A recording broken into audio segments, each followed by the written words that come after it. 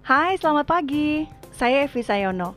Pagi ini saya mau sedikit sharing tentang bagaimana cara melakukan kegiatan project based learning sebagai salah satu strategi mengajar jika project based learning ini diterapkan di siswa-siswa sekolah dasar dari kelas 1 sampai kelas 6. Disclaimer aja, mungkin apa yang saya share ini masih jauh dari sempurna ya. Ini hanyalah kegiatan project based learning yang pernah atau biasa saya lakukan bersama dengan murid-murid saya ketika saya mengajar di level sekolah dasar. Tapi nevertheless, semoga apa yang saya share atau saya ceritakan hari ini dapat memberikan manfaat bagi teman-teman guru yang baru mau mulai menggunakan project based learning. Baik, selamat mendengarkan dan terima kasih sudah meluangkan waktunya.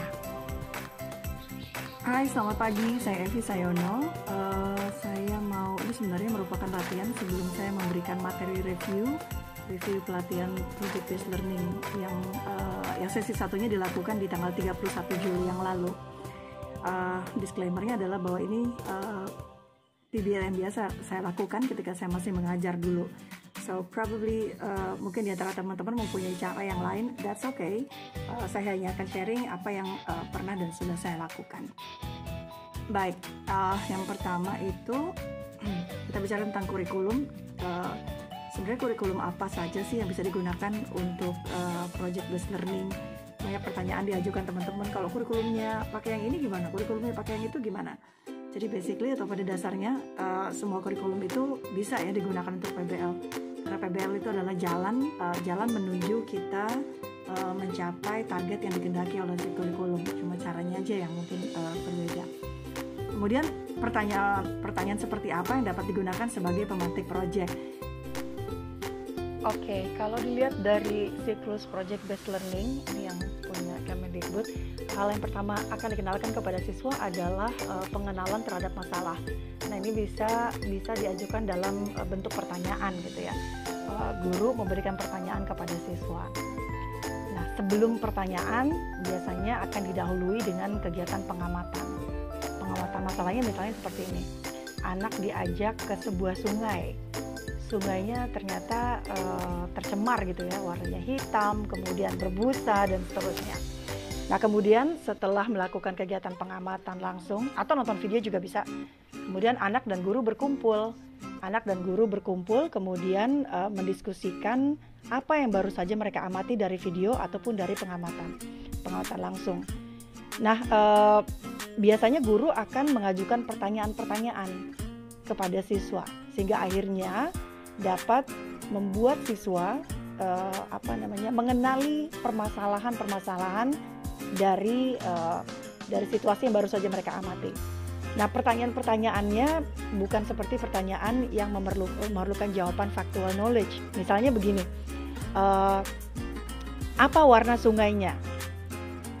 Atau apa yang menyebabkan sungai bisa tercemar? Ya. Nah, kalau pertanyaan seperti itu mungkin akan bisa dijawab dengan Google misalnya. Tinggal ketik penyebab sungai bisa tercemar, itu nanti keluar jawabannya. Nah, pertanyaan yang diajukan lebih kepada pertanyaan yang dapat memancing siswa untuk berpikir.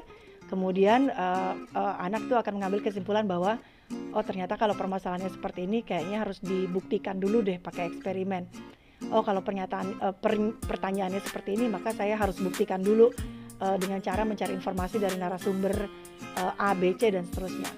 Jadi pertanyaannya bukan pertanyaan yang anak bisa Google terus jawabannya muncul tanpa harus ngerjain project dan eksperimen. Jadi pertanyaan-pertanyaan itu mesti menantang gitu ya. Kemudian pertanyaan seperti apa sih yang dapat dijadikan sebagai pemantik project? Yaitu tadi pertanyaannya yang menantang, bahwa akhirnya nanti anak itu baru bisa jawab sebuah fenomenanya terjadinya kenapa, bagaimana kok bisa terjadi. Nah, itu baru bisa dijawab kalau anak melakukan eksperimen atau penelitian. Pertanyaan seperti itu. Jadi pertanyaan seperti apa saja alat pernafasan burung? Oh, itu kayaknya nggak usah pakai project juga bisa dijawab ya. Jadi bukan pertanyaan seperti itu yang kita maksudkan. Intinya adalah pertanyaan yang jawabannya tidak mudah ditemukan di mesin pencari seperti Google, Bing atau lain sebagainya. Pertanyaan seperti itu yang akan kita buat. Nah, ini kita sebagai guru harus memikirkan pertanyaannya terlebih dahulu. Kita harus desain dulu sebelum kita meluncurkan proyek ini kepada anak. Nantinya pastinya pertanyaan-pertanyaan permasalahannya ini akan berkembang. Anak akan memberikan ide, pertanyaannya menurut mereka seperti apa sih gitu loh. Permasalahannya ternyata seperti apa sih yang harus dijawab. Anak pasti nanti akan kasih ide, tapi paling tidak guru mesti punya rencana satu pertanyaan atau beberapa pertanyaan yang kira-kira akan dapat menantang pemikiran siswa.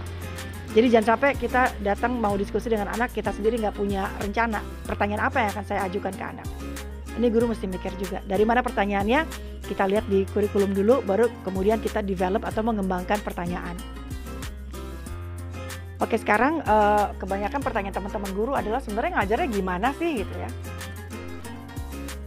Pertanyaan berikutnya yang sering ditanyakan teman-teman guru adalah gimana sih cara ngajarinnya gitu ya. Cara ngajarin anak-anak lewat project based learning. Apakah kita ngajarin kayak gini, anak-anak pencemaran adalah, lalu guru terangin pencemaran adalah bla bla bla. Kemudian pencemaran air adalah, penyebabnya adalah.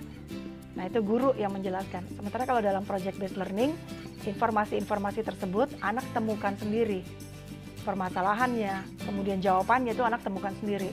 Fungsinya guru adalah sebagai facilitator, gimana caranya anak dapat menemukan jawaban atas pertanyaan-pertanyaan tadi. Gitu ya. Umpamanya nih ya, anak diminta untuk mencari tahu penyebab pencemaran sungai. Apa aja sih yang harus kita ajarin gitu. Apakah, ini pilihan ya, apakah kita harus mengajarkan bahwa sungai tercemar karena bahan kimia? Atau apakah yang B, mengajarkan keterampilan mengamati, bagaimana penampakannya sungai, apakah warnanya hitam, apakah ada busa, apakah sungai berbau dan sebagainya. Apakah kita ngajari keterampilan mengamati saja? Atau yang C misalnya, mengajarkan anak keterampilan membaca pemahaman agar anak bisa membaca ciri-ciri air bersih pada sumber belajar, misalnya dari website, buku, dan lain sebagainya. Atau yang D, mengajarkan keterampilan membandingkan agar anak bisa membandingkan mana sungai yang bersih dan mana yang sungai yang tercemar. Apa yang harus kita ajarin? A, B, C, atau D? A, B, C, atau D? Kira-kira.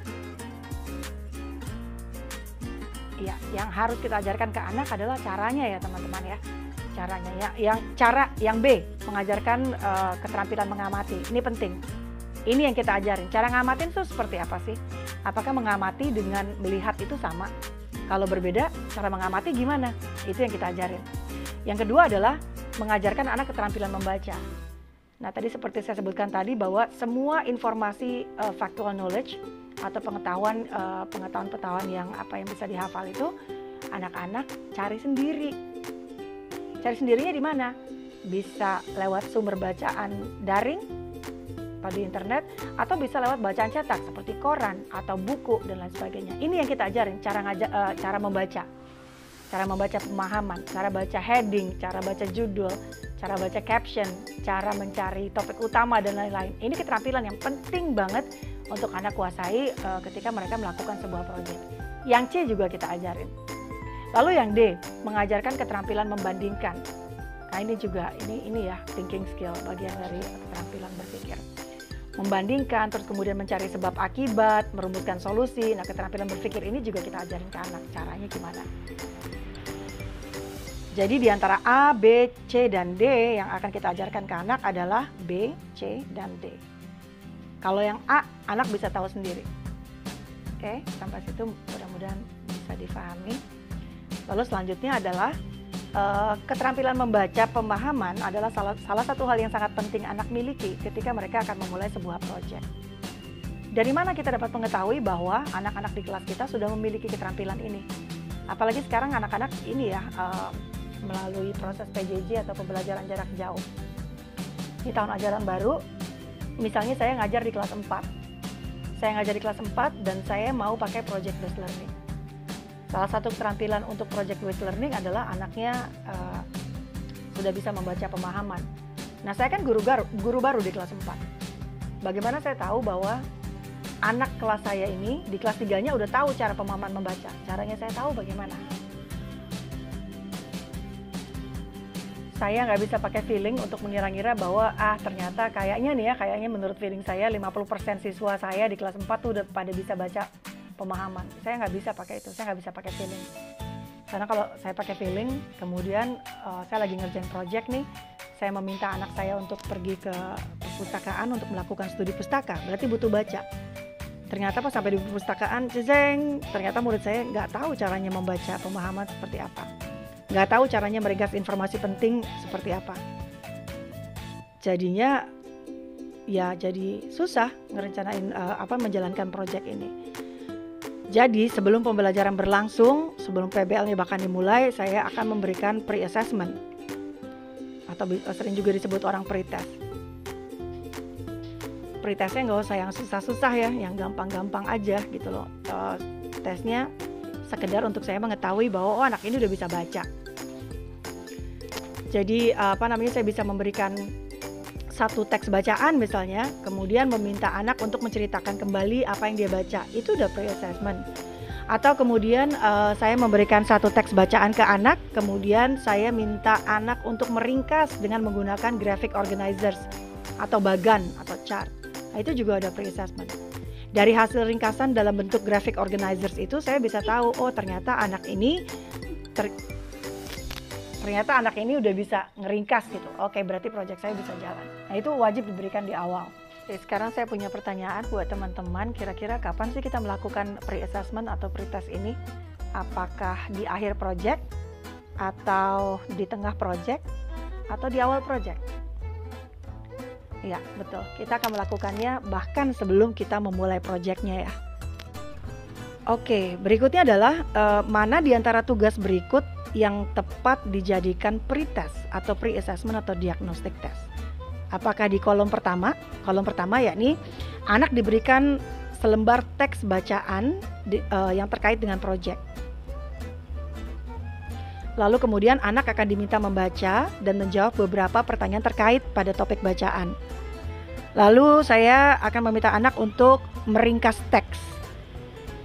Atau apakah sebaiknya kolom kedua saja yang saya jadikan pre-assessment? Kolom kedua misalnya anak diberikan soal terkait topik dengan 40 butir pertanyaan. Contoh pertanyaannya misalnya, apa itu simbiosis? Ada berapa jenis simbiosis? Simbiosis apa yang paling menguntungkan inang? Simbiosis apa yang saling menguntungkan? Yang mana yang paling tepat diberikan sebagai pre-assessment? Yang ke satu atau yang kedua? Baik. Namanya pre-assessment itu berarti diberikan sebelum anak mulai belajar. Ya, kalau misalnya yang dikasih contoh soalnya adalah yang kolom kedua, udah pasti mungkin akan sebagian besar anak nggak bisa jawab. Kenapa? Emang belum diajarin. Kalau belum diajarin, bagaimana anak bisa tahu? Jadinya yang akan saya assess biasanya adalah skill atau keterampilan yang akan dibutuhkan anak untuk bisa menjawab pertanyaan-pertanyaan yang terkait dengan topik IPA atau terkait dengan topik IPS. Jadi skillnya yang saya tes dulu. Karena pertanyaan kayak simbiosis, berapa jenis simbiosis, itu anak nantinya harus cari sendiri. Anak bisa cari sendiri, either dengan cara baca di sumber daring atau sumber-sumber teks bacaan. Gitu. Yang saya harus tahu adalah apakah anak tahu caranya, bagaimana cara mendapatkan informasi tentang simbiosis. Caranya yang nanti akan saya assess. Kemudian yang berikutnya adalah mana di antara tugas berikut yang tepat untuk dijadikan pre-assessment atau diagnostic test atau pre-test untuk siswa kelas 1. Apakah yang pertama yang ada gambar ini bukunya saya ambil dari cerita berbeda atau sama dari modul literasi numerasi Kemendikbud yang untuk kelas 1. Misalnya, apakah ini tepat ya yang pertama, membacakan sebuah cerita dari buku lalu bertanya kepada siswa apa yang mereka pahami dari cerita. Jadi saya yang membacakan. Nah, untuk KDPJOK ini teman-teman guru bisa meminta siswa untuk bermain bola aja bebas. Kemudian kita mengamati. Ingat ya bahwa formative assessment atau pre-assessment tidak mesti dalam bentuk tertulis. Kita juga bisa mengamati. Jadi minta anak untuk bermain bola, lalu saya sebagai gurunya kemudian mengamati gimana ya gerakan tangannya si anak dan kakinya si anak ketika mendribble bola. Bagaimana ayunan tangannya, bagaimana ayunan kakinya. Nah, hasil pengamatan itu kemudian saya catat dengan anecdotal note, saya catat. Misalnya si Evi ketika menggerakkan atau mengayunkan kaki atau tangan tuh masih sejajar kayak robot misalnya. Atau untuk mendribble bola dia masih kesandung-sandung. Nah, itu semua catatannya saya dicatat. Catatan itu kemudian nantinya akan saya gunakan untuk mendesain pembelajaran PJOK saya. Misalnya dari 20 siswa ternyata 20-20-nya masih gerakannya kayak robot kalau kaki sama tangan diayunkan. Berarti yang akan harus saya ajarin apa dulu nih nanti di pelajaran PJOK. Seperti itu Bapak Ibu ya. Ini karena langkahnya panjang, saya akan akhiri sharing saya sampai di mendesain penilaian dulu.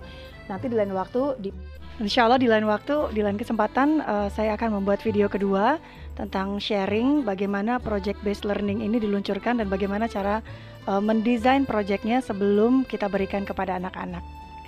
Demikian teman-temanku sekalian.